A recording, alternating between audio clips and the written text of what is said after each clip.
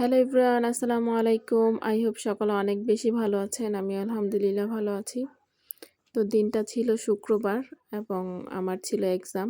তো তাড়াহুড়া করে বের হয়ে গেলাম বাসা থেকে এক্সামের উদ্দেশ্যে। চলে গেলাম ভার্সিটিতে। ভার্সিটিতে টাকা জমা দিব। কতটা লাইন!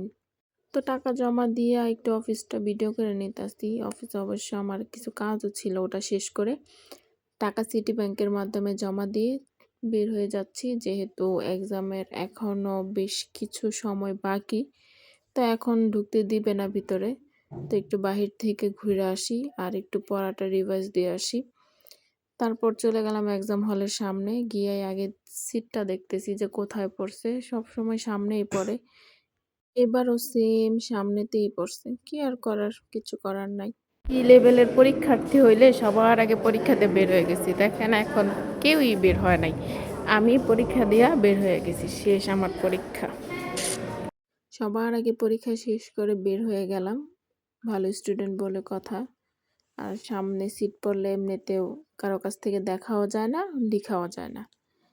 তারপর চলে গেছি একটু ওয়াশরুমে হিজাবটা ঠিক করার জন্য। আর হিজাব ঠিক করতে করতে নিজের একটু আয়নাতে কেচাপ করে নিলাম। এটা হইলো আমাদের মেয়েদের জাতিগত অভ্যাস, আয়না দেখলে একটু সেলফি নিতে হয়। তারপর ওয়াশরুম থেকে হিজাব-টিজাব ঠিক করে বের হয়ে গেলাম। আবার বাহিরে যাব।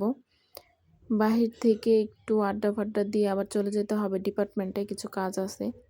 তো এই তো অনেকদিন পরেই যেহেতু একদম ক্লাসও করি নাই, সরাসরি ভার্সিটিতে আসছি এক্সাম দেওয়ার জন্য।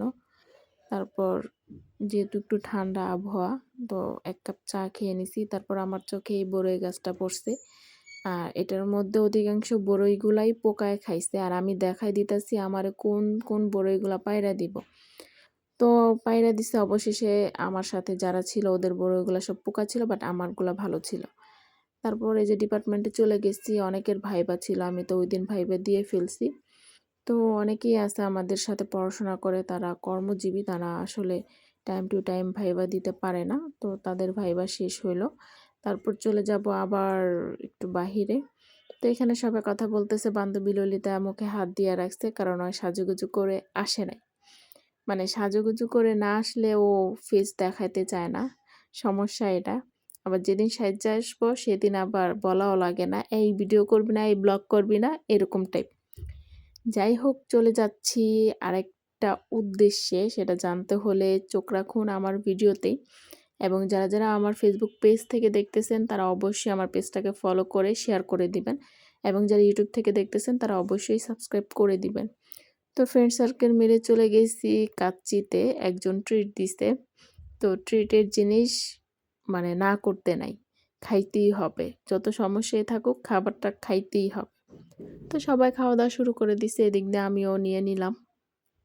তো আমি এত বেশি খাইতে পারি না। আমার অর্ধেকটা আমি আবার বাসায়ও নিয়ে যাব।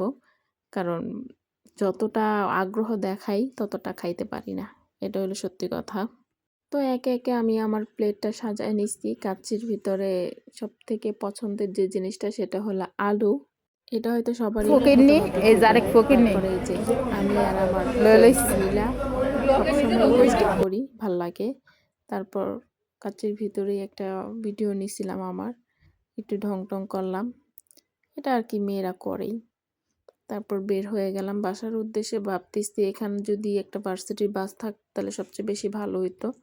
কি আর করার, রিক্সা দিয়ে চলে আসতে হইছে। তারপর আসছি আবার আমাদের এখানে বউবাজারে মুরগি নিব বাসার জন্য। তো এই তো মুরগি নিয়ে নিছি। আর হইলো ওই যে বাদবাকি খাবারটুকু, এটুকু খাবার আমি বাসায় নিয়ে আসতেছি। আর ভাবতেছি যে ট্রিট দিলে এরকম মাঝে মধ্যে আরো বেশি ভালো হইতো। সামনে যেন সীমান্ত থেকে ট্রিটটা পাই, এই